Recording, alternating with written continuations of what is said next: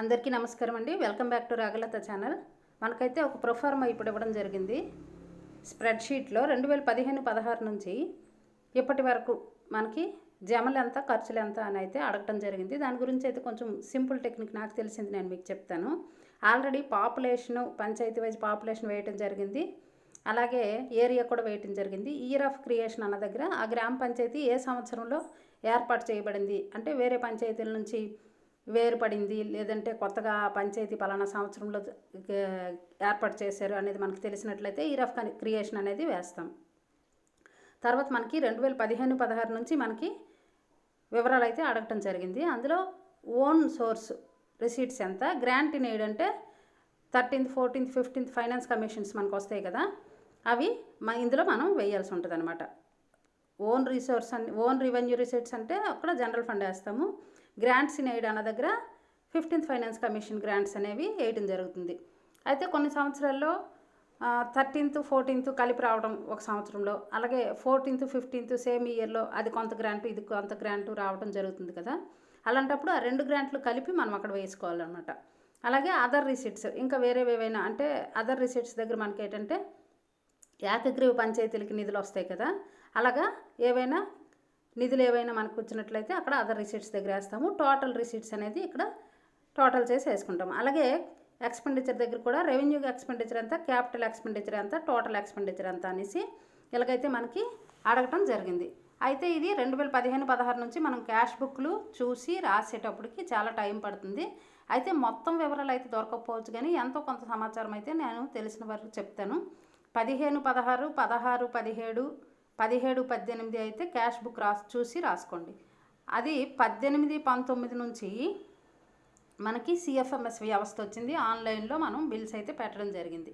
కాబట్టి ఈ 2018-19 నుంచి మనకి సింపుల్గా జమలు ఎంత, ఖర్చులు ఎంత, గ్రాంట్ వైజ్ అనేది కావాలి అనేసి అంటే మనం సిఎఫ్ఎంఎస్ ఓపెన్ చేసి అందులో పీడీ అకౌంట్ స్టేట్మెంట్ దగ్గరికి కనుక మనకు వెళ్ళినట్లయితే అక్కడ మనకి ఆ ఇయర్కి సంబంధించి ఎంత జమ, ఎంత ఖర్చు అనేది మొత్తం ఫిగర్ మనకి ఓవరాల్గా కనిపిస్తుంది. ఒకసారి నేను చూపిస్తాను చూడండి.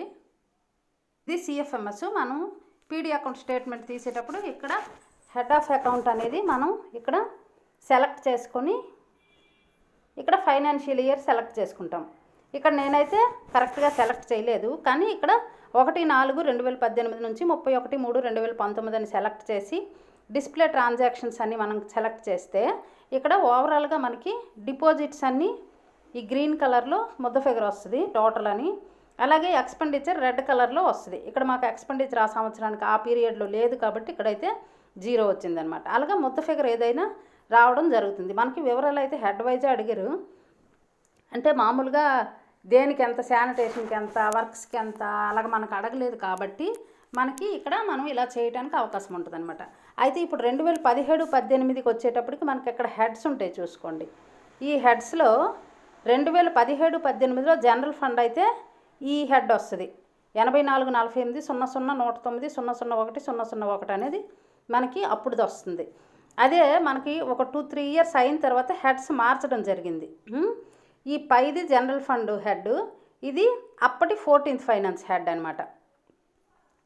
అప్పటి 14th ఫైనాన్స్ హెడ్ కాబట్టి మనము ప్రతి సంవత్సరము చూసేటప్పుడు ఈ పాత హెడ్, కొత్త హెడ్ కూడా చూసుకుంటూ ఉంటే సరిపోతుంది. ఆ పాత హెడ్ చూసుకొని అందులో అమౌంట్, రిసీట్స్ ఎంత, ఎక్స్పెండిచర్ ఎంత, అలాగే కొత్త హెడ్ రిసీట్స్ ఎంత, ఎక్స్పెండిచర్స్ ఎంత టోటల్ చేసుకుంటే మనకు సింపుల్గా వేసుకోవచ్చు. అలాగే కొత్తగా మనకు వచ్చిన హెడ్స్ వరకు చూసుకుంటే ఇది జనరల్ ఫండ్ 001, 1014 అనేది 14th ఫైనాన్స్, 1015 అనేది 15th ఫైనాన్స్ వరకు వస్తుంది.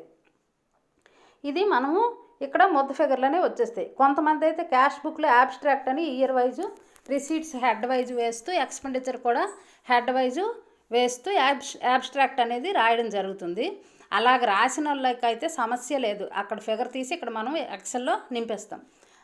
అలాగ లేకపోయిన దగ్గర మాత్రం ఈ 15-16 నుంచి వేయాలి అంటే మనం ఇప్పుడు ఒక 10 ఇయర్స్ది వేయాలి. ఈ 10 ఇయర్స్ది క్యాష్ బుక్కుల్లో మనం టోటల్ చేసుకుని వేసుకుంటే మనకు ఒక రోజైనా సరిపోదు. సో సిఎఫ్ఎంఎస్ 18-19 నుంచి మనకి ఇంచుమించు ఉంది, 17-18 నుంచి కూడా చూడండి. ఇందులో ఫిగర్స్ ఉన్నవి ఈజీగా మనం వేసేయచ్చు, లేనివి మాత్రం క్యాష్ బుక్లో తప్పనిసరిగా లెక్క పెట్టుకోవాల్సిందే. ఇదైతే నాకు తెలిసిన కొంచెం సింపుల్ అనిపించింది నాకు ఇలాగా.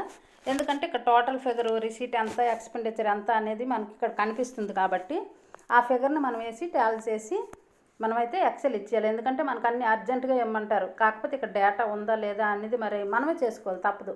పక్కన మాకు గ్రామ సభలు ఉన్నాయి, ఇల్లు పని ఉన్నది, అక్కడ శానిటేషన్ చేయాలి, అవన్నీ అవసరం లేదు కదా. ఇవాళ ఇవ్వాలి అంటే ఇచ్చేయాలి. కాబట్టి మనం సింపుల్ టెక్నిక్ ఎత్తుక్కొని పని చేయడానికే ప్రయత్నించాలి. ఓకే అండి, థ్యాంక్ యూ ఫర్ వాచింగ్.